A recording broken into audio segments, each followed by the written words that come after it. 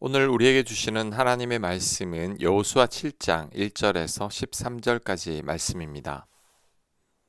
1절 이스라엘 자손들이 온전히 바친 물건으로 말미암아 범죄하였으니 이는 유다 지파 세라의 증손 삽디의 손자 갈미의 아들 아간이 온전히 바친 물건을 가졌음이라. 여호와께서 이스라엘 자손들에게 진노하시니라. 아멘. 하나님께서 여리고 성을 점령한 후에 모든 전리품을 다 바치라고 했습니다. 그런데 아간이 그 말씀을 거역했습니다. 탐나는 물건들을 몰래 감춘 거죠. 그로 인해 이스라엘은 다음 전투에서 패하게 됐습니다. 우리는 이 사실을 꼭 명심해야 합니다. 공동체를 무너뜨리는 것은 많은 사람들의 죄로 인해서가 아닙니다. 한두 사람의 죄와 잘못으로 인해 공동체는 무너지게 됩니다. 아간으로 인해 이스라엘 전체가 피해를 받게 됐죠. 한 사람 아담으로 인해 인류 전체가 고통을 받아야 했다는 것을 우리들은 기억해야 합니다. 그래서 내가 하나님 말씀에 불순종하며 살 때 나로 인해 내 가족, 내 교회, 내가 속한 공동체가 피해를 보게 된다는 것을 알아야 합니다. 반대로 내가 하나님 보시기에 합당할 때 나로 인해 내 가족, 내 교회, 내가 속한 공동체가 복을 받게 됩니다. 그러므로 내가 잘 살아야 합니다. 그래야 내 곁에 사람들이 복을 받게 됩니다. 2절 여호수아가 여리고에서 사람을 베델 동쪽 벳아웬 곁에 있는 아이로 보내며 그들에게 말하여 이르되 올라가서 그 땅을 정탐하라 하며 그 사람들이 올라가서 아이를 정탐하고 여호수아에게 돌아와 그에게 이르되 백성을 다 올라가게 하지 말고 2-3천 명만 올라가서 아이를 치게 하소서. 그들은 소수이니 모든 백성을 그리로 보내어 수고롭게 하지 마소서 하므로 백성 중 3천 명쯤 그리로 올라갔다가 아이 사람 앞에서 도망하니 아이 사람이 그들을 36명쯤 쳐 죽이고 성문 앞에서부터 스바림까지 쫓아가 내려가는 비탈에서 쳤으므로 백성의 마음이 녹아 물같이 된지라. 아멘. 여호수아가 아이성을 점령하기 전에 정탐꾼을 보냈더니 그들이 정탐한 후에 돌아와서 아이성은 작으니 2-3천 명만 보내도 충분히 이길 수 있다고 말했습니다. 그래서 여호수아가 3천 명의 군사를 보냈지만 패하고 말았습니다. 36명의 전사자까지 생겼습니다. 왜 이런 일이 생겼을까요? 첫째는 아간의 범죄 때문입니다. 아간이 하나님의 말씀에 순종하지 않았기 때문에 하나님께서 은혜를 베풀지 않으신 거죠. 둘째는 이스라엘 백성들의 교만 때문입니다. 이스라엘 백성들은 경관성 여리고를 정복한 후에 승리에 도취되어 있었고 그로 인해 교만해져 있었습니다. 승리의 원동력이 하나님께 있었음을 망각한 거죠. 그래서 아이성과의 전쟁은 하나님께 물어보지도 않았고 자신들의 능력으로 충분히 이길 수 있다고 장담했습니다. 만약에 여호수아가 전쟁하기 전에 하나님의 인도하심을 구했다면 하나님은 아간의 범죄를 지적하셨을 것입니다. 하지만 여호수아는 정탐꾼들의 말을 듣고 충분히 전쟁에서 이길 것으로 생각하고 군사 3천 명만 보냈죠. 그래서 패배하게 된 겁니다. 교만은 모든 것이 하나님의 은혜인 줄을 모르는 거죠. 내 힘으로 가능하다고 착각하는 겁니다. 하나님 인도하심을 구하지 않고 하나님께 여쭤보지도 않고 하나님을 의지하지 않고 내 힘으로 해결하려는 것이 교만입니다. 철저히 하나님을 의탁하지 않는 삶이 바로 교만이죠. 아간의 범죄로 인해 전쟁에서 패한 것도 있지만 여호수아와 이스라엘 백성들이 여리고 성에서의 승리 후 교만해진 것도 패배의 원인이라고 할 수 있습니다. 그러므로 우리들은 잘 나갈 때 조심해야 합니다. 너무 형통할 때 조심하고 또 조심해야 합니다.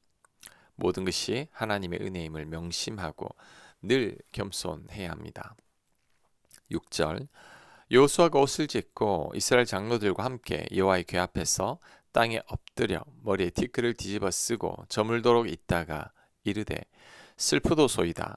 주 여호와여 어찌하여 이 백성을 인도하여 요단을 건너게 하시고 우리를 아모리 사람의 손에 넘겨 멸망시키려 하셨나이까. 우리가 요단 저쪽을 만족하게 여겨 거주하였다면 좋을 뻔하였나이다. 주여 이스라엘이 그의 원수들 앞에서 돌아섰으니 내가 무슨 말을 하오리이까? 가나안 사람과 이 땅의 모든 사람들이 듣고 우리를 둘러싸고 우리 이름을 세상에서 끊으리니 주의 크신 이름을 위하여 어떻게 하시려 하나이까 하니. 아멘. 여호수아가 하나님을 원망하고 있습니다. 왜 요단을 건너게 하셨냐고 항변합니다. 가나안 사람들이 우리를 다 죽일 것인데 왜 하나님은 가만히 계시냐고 따집니다. 자, 이 대목에서 주는 교훈이 두 가지 있습니다. 첫 번째, 우리들의 기도가 잘못된 기도일 수 있습니다. 지금 여호수아는 하나님을 원망하며 기도하고 있는데 이 기도의 내용을 보면 하나님에 대한 오해이고 전쟁에서 패망한 후 절망 속에서의 푸념입니다. 왜 하나님께서 요단강을 건너게 하셨냐는 원망과 이제 적들에게 다 죽게 될 것이라는 두려움만이 가득하죠. 우리 또한 실패나 절망 가운데 이런 기도를 드릴 때가 있습니다. 괜히 하나님을 원망하고 하나님께서 우리를 돌보시지 않는다고 불평합니다. 하나님의 사랑을 의심하기도 합니다. 하지만 절대 그렇지 않죠. 하나님은 절대 우리에게 무관심하거나 우리를 버리시지 않으십니다. 상황이 힘들어서 내가 잘못 착각하고 있는 것이고 그로 인해 하나님께 잘못된 기도를 드리고 있는 것뿐이죠. 우리를 향한 하나님의 사랑은 변함이 없습니다. 우리를 향한 하나님의 생각은 재앙이 아니라 평안입니다. 결국은 우리를 잘되게 하시려는 하나님의 깊은 사랑이 언제나 숨어 있죠. 우리는 이 사실을 깨닫고 잘못된 기도나 원망에서 벗어나야 합니다. 자, 두 번째, 그래도 기도의 자리로 나가야 합니다. 아이성과의 전쟁에서 패배한 후에 백성들의 사기는 떨어졌고 여호수아는 매우 낙심했습니다. 그래서 여호수아가 하나님께 원망의 기도를 하기 시작한 겁니다. 성경에 나오는 믿음의 선배들은 우리와는 뭔가 다른 게 있다고 우리는 생각합니다. 하지만 그렇지 않습니다. 그들도 우리와 똑같은 사람입니다. 그들도 힘들고 답답하면 하나님을 원망합니다.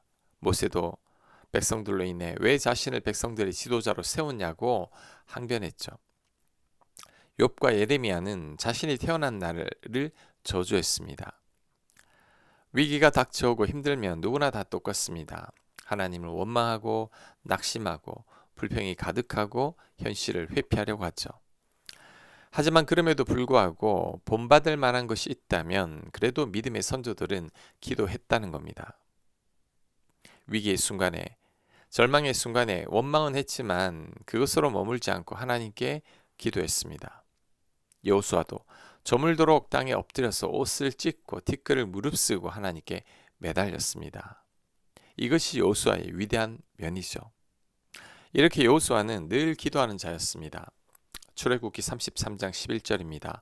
모세는 진으로 돌아오나 그 수종자 눈의 아들 청년 여호수아는 회막을 떠나지 아니하니라. 아멘. 여호수아는 모세가 떠난 자리도 끝까지 회막에 남아서 기도하는 자였습니다. 특히 당시의 여호수아는 청년의 때였죠. 청년의 때부터 철저히 기도하는 자가 바로 여호수아죠. 아이성에 패배했을 때도 저물도록 땅에 엎드려 기도했습니다. 하나님께서 여호수아를 택한 이유는 바로 기도하는 자였기 때문일 겁니다. 겸손히 하나님께 무릎을 꿇을 줄 아는 자이기 때문이죠. 세상의 지도자는 리더십이나 특출한 재능이 필요합니다. 하지만 하나님의 지도자는 기도할 줄 아는 자이면 충분합니다. 그 어떤 어려움이 닥친다고 할지라도 하나님께 기도할 줄 아는 자라면 그 모든 문제를 능히 해결할 수 있기 때문이죠. 여호수아의 스승인 모세도 기도하는 자였죠. 40일 금식을 2번이나 한 사람이 모세입니다. 어려움이 있을 때마다 무릎을 꿇고 기도한 사람이 모세죠. 이스라엘 백성을 완전히 멸하시겠다는 하나님을 기도로 막은 사람이 모세입니다. 아말렉과의 전투에서 승리할 수 있었던 이유도 모세의 기도하는 손 때문이었죠. 우리도 이처럼 기도하는 자가 되어야 합니다. 모든 문제 앞에서 먼저 기도하는 자가 되어야 합니다. 저물도록 기도하는 자가 되어야 합니다. 그럴 때 하나님의 은혜를 경험하게 될 것입니다. 10절 여호와께서 여호수아에게 이르시되 일어나라 어찌하여 이렇게 엎드렸느냐 이스라엘이 범죄하여 내가 그들에게 명령한 나의 언약을 어겼으며 또한 그들이 온전히 바친 물건을 가져가고 도둑질하며 속이고 그것을 그들의 물건들 가운데 두었느니라. 그러므로 이스라엘 자손들이 그들의 원수 앞에 능히 맞서지 못하고 그 앞에서 돌아섰나니 이는 그들도 온전히 바친 것이 됨이라. 그 온전히 바친 물건을 너희 중에서 멸하지 아니하면 내가 다시는 너희와 함께 있지 아니하리라. 너는 일어나서 백성을 거룩하게 하여 이르기를 너희는 내일을 위하여 스스로 거룩하게 하라. 이스라엘의 하나님 여호와의 말씀에 이스라엘아 너희 가운데 온전히 바친 물건이 있나니 너희가 그 온전히 바친 물건을 너희 가운데에서 제하기까지는 네 원수들 앞에 능히 맞서지 못하리라. 아멘. 여호수아가 하나님께 기도했을 때 하나님께서 여호수아에게 전쟁에 패한 원인을 말씀해 주셨습니다.